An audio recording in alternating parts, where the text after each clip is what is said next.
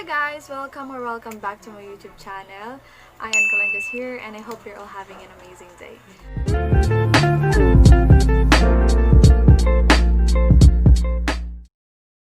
For today's video, I will be making Milo truffles using only ingredients. So it is Milo and condensed milk. So condensed milk any brand can do. Also, I have here cocoa powder pero it's optional. So kayo na bahala kung gagamit kayo nito or hindi. Pang toppings lang naman to eh. So yun, nakita ko lang to sa internet and honestly this is my first time doing this. So gusto ko lang siya i-try and matikman kung yummers ba talaga. Yon and yon. So without further ado, let's get started. Okay, so we have here the bowl and yung condensed milk. Bukas na siya. So isasalin na lang natin. Na-preheat ko na rin yan kanina. So okay na yan. Hindi ko nilahat. Kalahati lang. So kapag ganyan na siya, ilalagay na natin yung Milo. Pero, gradually lang yung pag-add natin.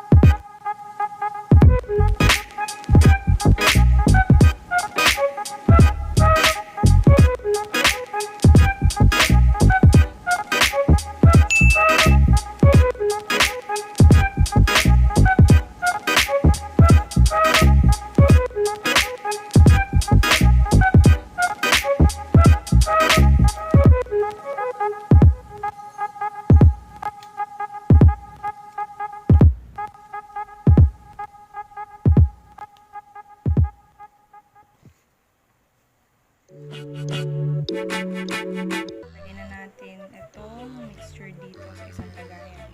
Pero first, lagyan na natin ng plastic. Or kung meron kayong cling wrap na lang. Pero kung wala, plastic na lang.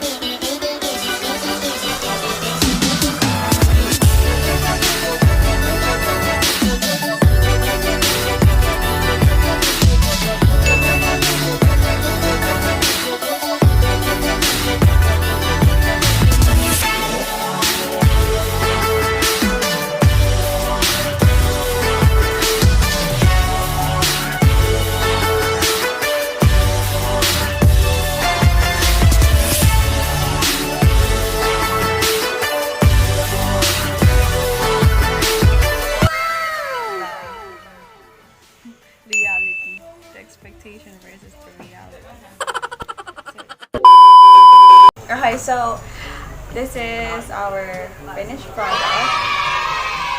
It's not a fail. Yes, but ibang-iba siya dun sa expectation ko. Ito yung reality. Sobrang sticky niya. Pero, titikman natin kung yummers ba talaga. Ang ingay ng mga tao sa labas. Baka... Yes, laban nito ng yummer! Ito pala! Masarap siya pag coco yung toppings. Kasi pag Milo baka overload na.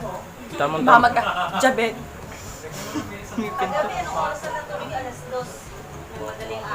Baka pag Milo yung toppings, maging sobrang tamis na, like diabetes na yung apat na. Diabetes na. Oh, say it again, Dexter. Diabetes na.